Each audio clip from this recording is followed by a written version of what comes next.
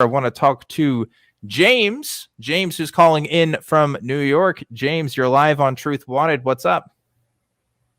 Hello, Objectively Dan and Ceasetoknow. How are you guys doing tonight? Good. How are you? Doing good. How about yourself?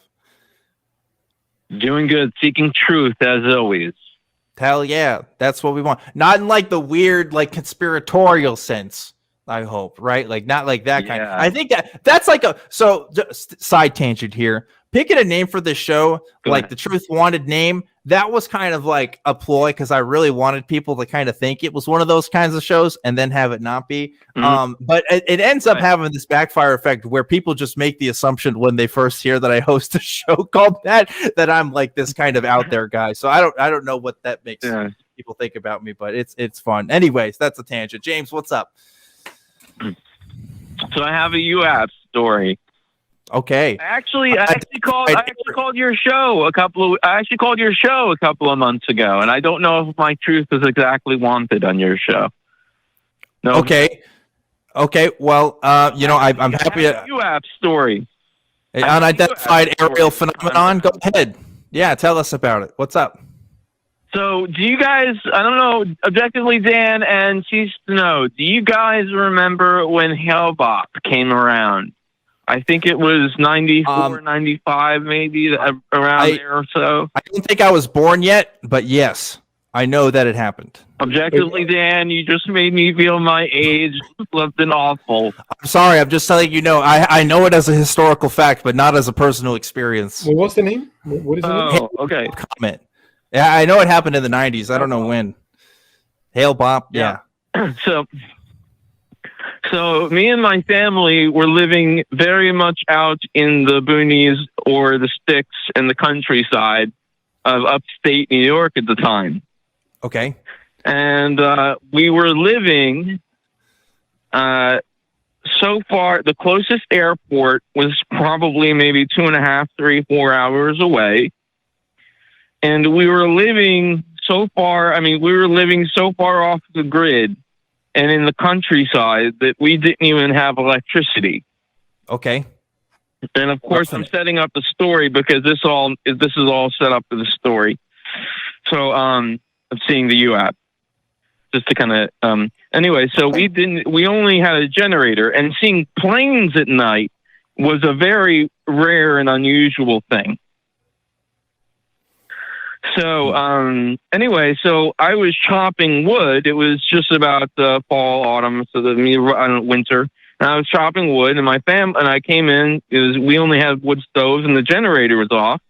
So I came in, fueling the wood stove, and my mother and my sister were in the back room, in the back bedroom. We lived in a Kwanzaa-style hut modern cabin in the back of in that time.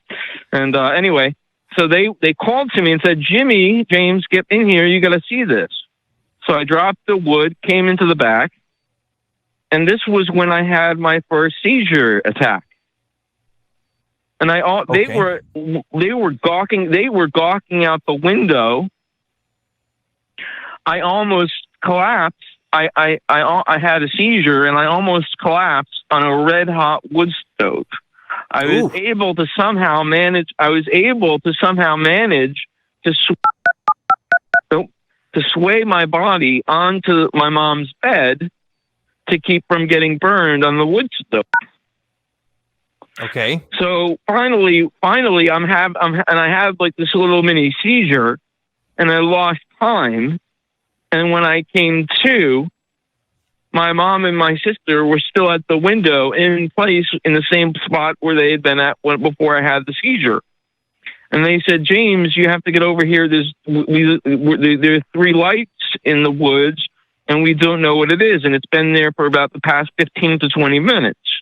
So I got up, went to the window. They didn't even know I had a seizure. They didn't notice that I'd collapsed on the bed, which I thought was odd. And and then I'm just looking out the window, and there's this triangular, there are 3 white lights in a triangular shape configuration that's just moving and hovering slightly across the tree line, ever so slightly. And I wanted to go out. My mom wouldn't let me. I was going to go deep into the woods to see if I could get a better look, to see where it was at. anyway, so it was just moved across the tree line and it slowly hovered out of sight, and we didn't hear a thing. And then every night it would be for 2 weeks, it would be at the same spot, and it would just hover, and it would just be at the same spot, and it would go away, and it would just slowly leave. And then, hello? I'm listening. I'm wondering what's next. Yeah. So, and then, one night I'm viewing Hale-Bopp, and the night that I got the best look at it was when it came right over the ship. The craft actually came right over my head. It was a triangular craft. I saw 3 white lights at each point of the tip of the triangle. And then the underside of the craft, I'd say the craft was probably about the size of a small jetliner. The underside of the craft, it had a trans-colored metal that seemed to almost glow with illumination, a circular light within the center of the craft that was illuminated. And that was the last time I saw it. It just flew off into the night sky. That's pretty weird. Seizures haven't stopped since. Yeah. My whole family saw it. You think your seizures were somehow related to this phenomenon? I think I might have been abducted, man. Okay. Well, that's... I think I have a malfunctioning alien implant somewhere in my brain. A malfunctioning alien... Well, have you ever thought about getting that, looked at? Like, if it's actually in there? You don't think people could, find out if it's really there? No, they wouldn't show up on our equipment and can't pick them up. No? The problem with that is that none of what you're saying is falsifiable. I'm not saying that it didn't happen. Maybe it happened exactly the way you're describing. Maybe it was an alien. But obviously, we weren't there. There's no way to really approach the situation in a way where we can analyze it thoroughly and get a robust analysis. There are examples of situations where, again, this may be you said this was in the woods, so I'm not sure how that would work out, but there are places I've heard, even in natural settings, where you may be experiencing certain fumes, and those fumes cause hallucinations. I'm not saying that is necessarily what happened, but I'm saying there are a variety of possibilities, some natural, maybe some not. And who's to say? Like we don't have any kind of methodology that we can apply to really be sure what happened. Mm-hmm. I think it's from my perspective, I think it's silly to think that there wouldn't be aliens somewhere in the universe, given how obviously expensive it is. I also think that it seems unlikely that they wouldn't come here, but obviously, it's all just guesswork, right? Ceasetoknow, I would reach out to you from a Shakespearean perspective and say there are greater things in heaven and earth, Horatio, than are dreamt of in your philosophy, my good sir. Sure. Look, I have my own story of having seen something when I was younger, but go ahead. You saw something when you were younger? Yeah, when I think I was probably around 8 or 9 years old, and I have this memory of seeing something that we would call a UFO coming from behind a building and zapping around and disappearing. But how much of that is my own imagination? How much of that is a constructed memory from other things? How much of that, it's hard. Like I said, I'm not saying that there aren't mysteries or that these aren't possibilities. Whether or not I would confidently say one way or another is where I think you and I might differ. Like you seem to be very certain that that's what that was, and I'm saying it could be. Maybe that could be what it is. Certain. I'm not necessarily certain it was an alien craft. I'm not certain that it was an alien craft or that my seizure disorder is necessarily connected to it. However, I did want to make this caveat clear that there is a government installation that all the townspeople, a lot of the locals know about. I even knew a security guard that worked there for quite some time. So, it could have been some government craft that they were testing. Who knows? Yeah. I mean, that is also a possibility for sure. Yeah. I mean, unfortunately, what do you James, think, Objectively, Dan?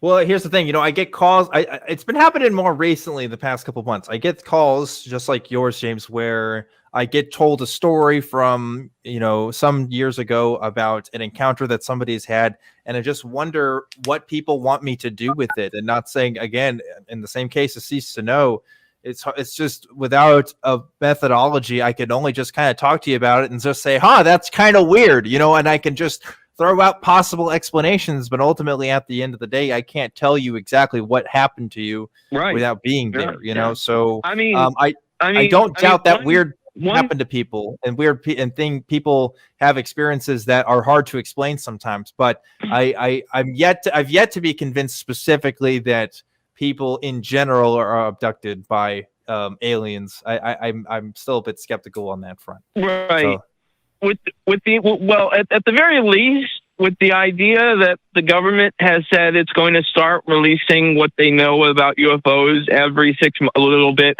months, and with their recent findings to Congress and the House, the Senate, and it was only 10 pages, and the fact that they could have put the findings from Project Blue Book and the findings from Majestic 12 and and that sort of thing into that, and all of the stuff that they've released, and the 200 pages that they released, or the 300 pages they released prior, that might have made the Senate take a greater and deeper look into the issue and put more funding behind the issue, but very much, I think the idea that they only gave them 10 pages was, don't look at this too much. That was what saying, because in the end, do you really want your children knowing that there are little gray men with giant dark black eyes hiding in the shadows at night? It should be kept secret. It could be that. It could be that. It could be that. It could be other things too. Like, look, like COINTELPRO, okay? Like FBI surveillance that was happening domestically, illegally. Like that was, a lot of that kind of stuff was hidden because it was illegal. This kind of investigation into what we are figuring out about the UAP phenomenon, maybe something related to that. It may be because the government is committing illegal acts and they don't want people to look into that. It may have nothing to do with aliens. That's a good point. There's a couple of different things, Dan. I gotta say, I do want to add, from my perspective, I would always want to know what actually is the case, rather than now. Yes, of course, I'm sure the government does things. There are things that it does in secret. I'm also generally skeptical of conspiracy theories, just because I personally don't give people enough credit in that sense. I don't think that people are able to keep secrets very well. And so I think most conspiracies assume too much of people for me to take them too seriously. That's not to say that there aren't secrets, but I think it's far fewer than people think there are. I take that line of logic to some extent, but at the same time, there's a lot of things, in speaking in regards to the U.S. government, that we never specifically knew about, because Senate inquiries hadn't happened yet and documents weren't released. Sure. And that's not true for just the U.S. That's true for other nations as well. Of course. I think people. But it's becoming harder now. It's becoming harder. Yeah, it's definitely harder now. Definitely harder now. I would agree with you there. But I'm not gonna be the first person to say I don't think that shady stuff doesn't happen. I just don't always think it's aliens. It could be other stuff. Right. But anyway. Right. Anyway, that's all the thoughts I got on that, James. Unless you had anything else to add. No, Objectively Dan, I'm still just to get. Not anything on that. I'm still in a state of cognitive dissonance when it comes to my faith. That is still kind of an issue, but in the sense that your God belief, yes, still in a state of cognitive dissonance. I'm still hearing voices, but that's all positive. One thing I would like to say to get back to the idea of what you guys were talking about earlier, since you asked callers to comment on it, was that I think, am I correct to say that your good and esteemed colleague, Mr. Matt Dillahunty, does not believe in objective morality or objective ethics at all? That there's anything. It's been a while since I talked to Matt about. And what about you, Dan? Let me ask you specifically. Let's not bring Matt into this.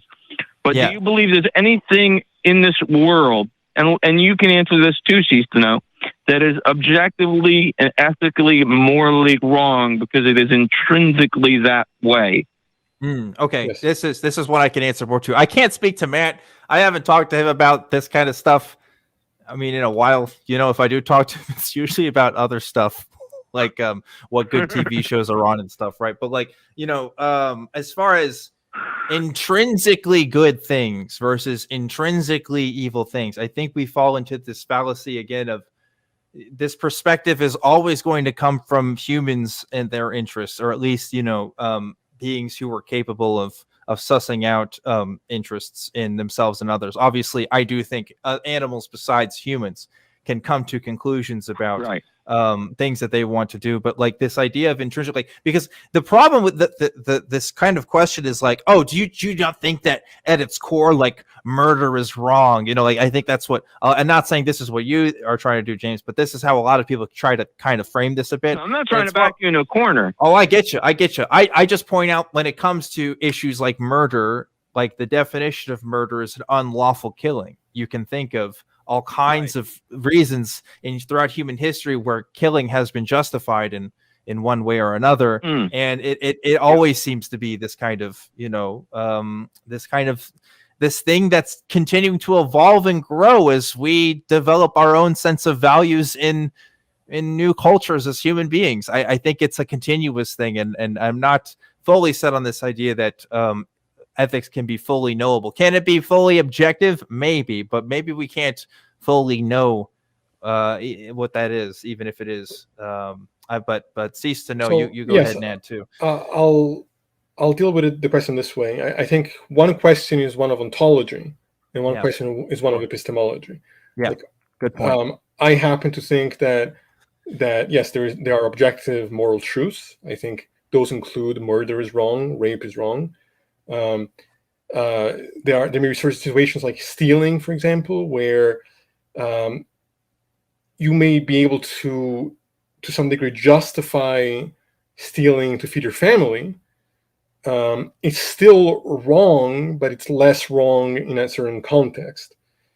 I still, think that there's an objective space there where we can talk about these issues, and I think the foundation there is once you acknowledge that consciousness exists and consciousness has a certain nature, and then when we talk about morality, we're talking about a spectrum of well-being and suffering and the behaviors that will lead to those extremes, then we have, at least in principle, a space for right and wrong answers. Whether or not we can discover them, whether or not we will discover them, those are all open questions.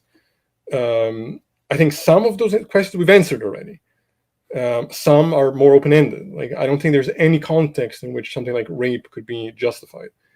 And so the extremes are useful to shed light on why there is that objective space. Then when you're talking about, how do we organize our society, economic system to better flourish? Well, who knows?